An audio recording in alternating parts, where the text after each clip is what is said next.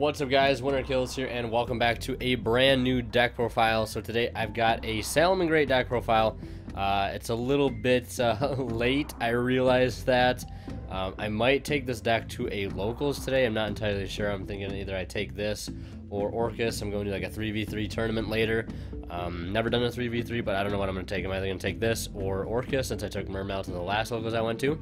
But yeah, this is the build that I've been pretty happy with lately. I think it's a pretty solid list as far as Salamangreats are concerned. I don't think Salamangreats are one of those decks that's too overly complicated to sort of build the deck a certain way. I've seen some pretty spicy techs I've seen people throw in. I've seen some builds that don't play debug. I've seen builds that play you know, psychic wielder and you know, reclusia, all of those things. My build is a little different, sort of, I guess, not really in most cases, but we'll go ahead and get started with the profile. But real first, shout out to our sponsor, Imperium Duelists, providing some amazing gaming accessories, sleeves, playmats, dice, things of that nature. If you want to check them out and pick up any of these amazing products, you can do that by checking out the links to them in the description and using that discount code to save 10% off. So without further ado, we'll go ahead and get into the profile, and we will start with the main deck, of course, with the monsters. So to start, we have 3 Lady Debug.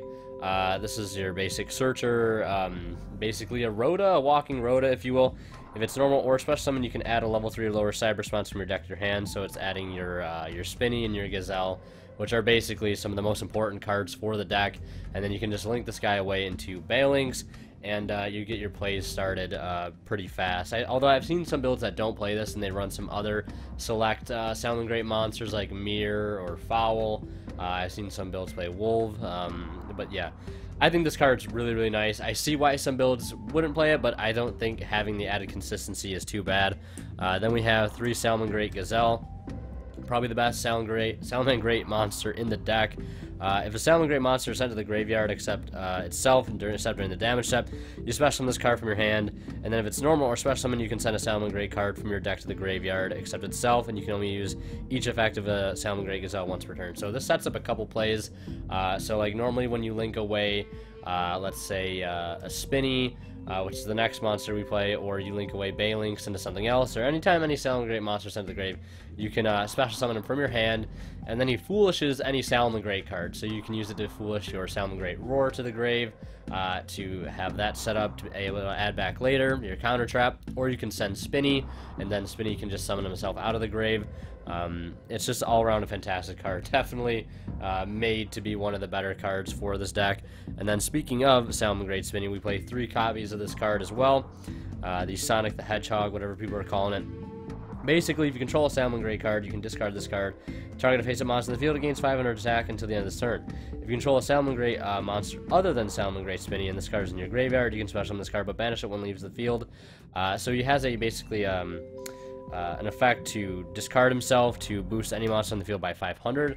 So that's really handy just because it gets him into the grave to be able to use his other effect, which is if you control a Salamangreat monster other than himself, so ideally Gazelle or even Bailings or whatever, you can just summon him out of your grave for free. And then if he would leave the field after that, he would get banished, but most of the cases you're going to use this guy as XYZ material for Mirage Stalio, which at that point, if he gets sent to the grave afterwards, he will not be banished. Since he technically never left the field, he just became an XYZ material and was sent to the graveyard that way. So this card is very, very fantastic. Then we have 3 Salamangreat Foxy. This card, I believe, has been out for a while. I think it came out in like Soul Fusion, or maybe Cybernetic Horizon, but it's also in the structure deck too. This card is a walking pot of duality for the deck. It's very, very helpful. If it's a normal summon, you can excavate the top 3 cards of your deck, and if you do, add an excavated Salamangreat card to your hand, and then shuffle the rest back in the deck. And then if it's in your graveyard, and a face-up spell trap is on the field, you can discard a Salamangreat card. That's cost. Special summon this card from your special summon this card. Then you can destroy 1 face-up spell trap on the field. So this outs Floodgates really, really well.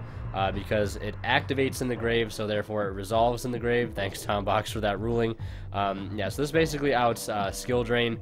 If it's in the graveyard, any card that activates in one area, it also resolves in that same area. And like again, that was from Tom Box's ruling video, so if you haven't checked that video, you guys probably should. Very, very helpful when trying to play this deck. There are some niche things to learn when playing Salamangreat. that can definitely help you become a lot better with the deck. But basically, you can use this effect to discard, and then you destroy a face-up spell trap on the field after he is summoned. But since it activated in the grave, it was resolved in the grave, so you can out cards like Rivalry or whatever, or Skill Drain. It's just a really, really good card. Helps to boost consistency as well. Then I play some other one of Salamangreat monsters, the Jak Jaguar, the Falco. I'm also playing a Fowl to round up the rest of the level 4s. I like Fowl because it's just a free summon. If a Salamangreat monster accepts itself as summon, or normal or special summon, you can special summon this card from your hand, and it's really, really nice. And then that's another effect that says you can send one Salamangreat card from your hand or face-up field to the graveyard, then target a spell trap your opponent controls. That card cannot be activated this turn. So like I think in the mirror match, that's pretty decent because it'll force out the roar or whatever. Just being able to lock down opponent's back row is pretty nice, and then Jak Jaguar and Falco are just pretty standard for the deck as well. So yeah, that's it for the Salamangreat monsters, and you know, of course, the walking reinforcement in the army. Going to the rest of the monsters here, which are mainly just hand traps, consisting of 3 Ash Blossom, yes, the common that's out of the structure deck, thank God. And then we still have the 2 DD Crow. Well, I guess not still, but this is a select choice of mine. I feel like DD Crow is becoming significantly better as time goes on, especially against a deck like Orcust, or even against this deck in the mirror match to be able to hit the Spinny out of the grave, or hitting Sky Striker Ace Ray. This card is really, really great all around, and I wanted to give it a shot. You could also play Effect Veiler in here instead. I've seen some people play like 2 Effect Veiler, 2 Droll, 3 Ash. I've seen people play 3 Ash, 3 Veiler, or 3 Ash, 3 Droll. It's really up to you. I think having some hand traps in this deck is definitely a good idea, because you want to be able to solicit, or well, solidify, I should say, your first turn fields with as much negation as possible, because you're not ending on super huge fields with this deck. You're making a pretty medium-sized field and then relying on some back row afterwards, so having added protection is always nice. We'll go into the spells now, starting with the Salamangreat Circle. This is basically adds a Salamangreat card from your deck to your hand. It's a quick effect as well, so if you don't need this card of the turn that you see it, let's say you already opened Spinny and Gazelle, you see it open pretty well, but you open this card, you can just set it, and then end phase activate it during your opponent's end phase to search another card for next turn. And it also can target a Salamangreat Link monster you control that was a Link summon using a monster with the same name as material. That Link monster is unaffected by monster effects this turn except its own. So anytime you sort of reincarnate Link, one of your Link monsters, you can just use this to save that card and make it unaffected for monster effects too, which is pretty nice. So definitely a 3 of for sure. 3 called by the grave. Your first turn plays definitely do need to go through, so being able to stop any hand traps is quintessential, I should say. Twin Twister, breaking back row is also helpful, so I think 2 is fine. You could play 3 also. Then we have 1 Will of the Salamangreat, 1 Fusion of Fire, and 1 Salamangreat Sanctuary. I think these are all fine at 1-ofs. I was thinking about playing this card at 2, but I'm playing a Monster Reborn instead, so I feel like it's... because this card is like a pseudo Monster Reborn Soul Charge. It's a very, very powerful card, but you don't really have to play more than 1. I think these are all at 1 are fine. The Sanctuary you can search out pretty much turn 1 every turn if you're able to go into Balinks. If you see any monster in the deck except for a hand trap, you can get access to this card. So I think you definitely gotta, playing all these at 1 is just fine. 1 Super Poly and 1 Monster Reborn. Super Poly has really good synergy with this deck because your main fusion monster requires just a Link monster, which most decks nowadays are going to be making, so to be able to steal them and just be able to have them not be able to respond is also really, really nice. So that's it for the spells. And now we go into the monster lineup. We have the trap lineup, I should say. I'm playing Double Roar just because I just like seeing this card faster. I think it's just a really strong card. I've seen a lot of builds play 1, and I can see why.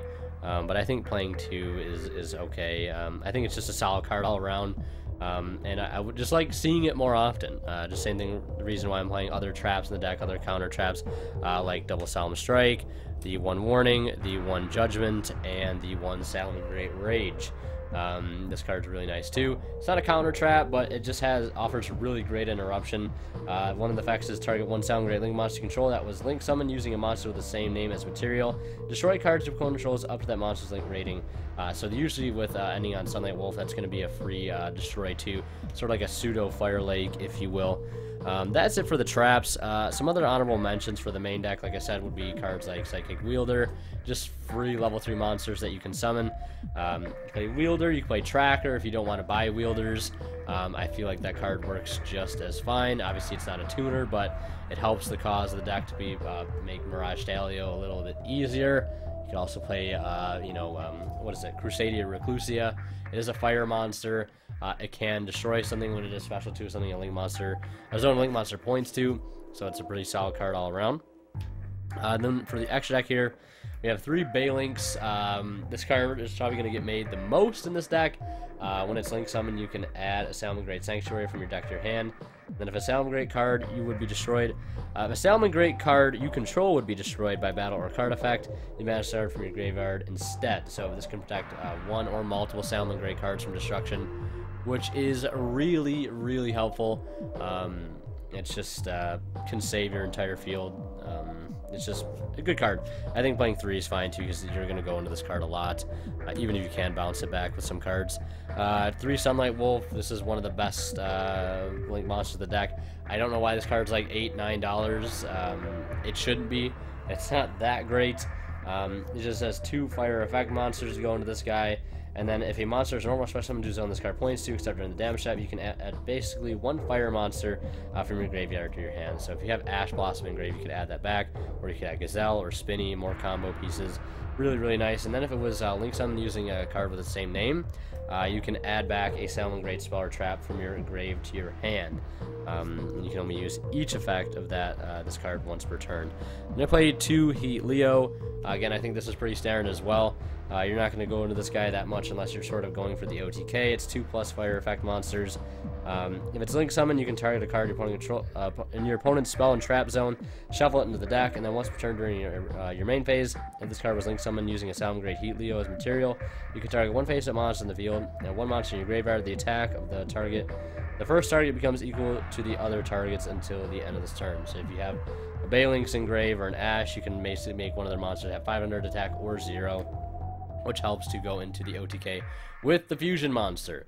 And then we have some other links here: Knightmare Unicorn, Borrelsword Dragon. Of course, with Borrelsword being super expensive, you don't have to play this card. You could play Borrelode instead, or another Knightmare monster, because you can OTK with this card. Of course, it does help. I cannot deny that, but playing the Fusion monster pretty much does the same thing. And this card costs a fraction, a measly fraction of what this card does. But yeah, so that's it for the Link monsters. Then we have 2 Mirage Stalio to start off the XYZ. I've seen a lot of builds play 1 of this card. I get a super recyclable off cards like Falco or Jak Jaguar. I should say Jak Jaguar, not really Falco, but I like to sort of prepare for the worst, if you will. This card could get called by DD Crowed, and then you're out of Mirage Stalio, basically a X-Saber Invoker for Salamangreat. So it's a very, very nice card. And when this XYZ card leaves the field, or if it's sent to the graveyard, you just, as material for Link Summon, you can target a monster on the field and return to the hand. So it's also like a pseudo compulse as well. Very, very powerful card. And then 2 rank 4s, Baguzga and Abyss Dweller seem to be the standard for this deck. And then 1 Violet Chimera. You need 1 Salamangreat monster and 1 Link monster to go into this guy right here. But he does tons of damage, especially when you follow up the play with Yugioh to make something basically 500 or 0. And then when he attacks a monster that doesn't have its original attack, he does even more damage. So they just sort of combo really, really well together. So that's going to do it for this profile. I hope you guys enjoyed. And if you did, be sure to drop me a like, leave me a comment down below what you think you liked about it, what you didn't like about it. I don't know. I'm still new to Salamangreat. I didn't think I was going to pick up this deck, but I ended up doing it anyways because, of course, it's pretty cheap, pretty fun, pretty good as well. Yeah, so that's it for my Salamangreat average profile. I think it's pretty, you know, middle of the road. I don't know. This deck doesn't seem like it has too many other routes you could go down. Of course, I've seen some builds play Danger with this. I don't know how well that really works. I've seen some people play the Reclusia and the Wielder, like I said. Maybe some different extra deck choices as well.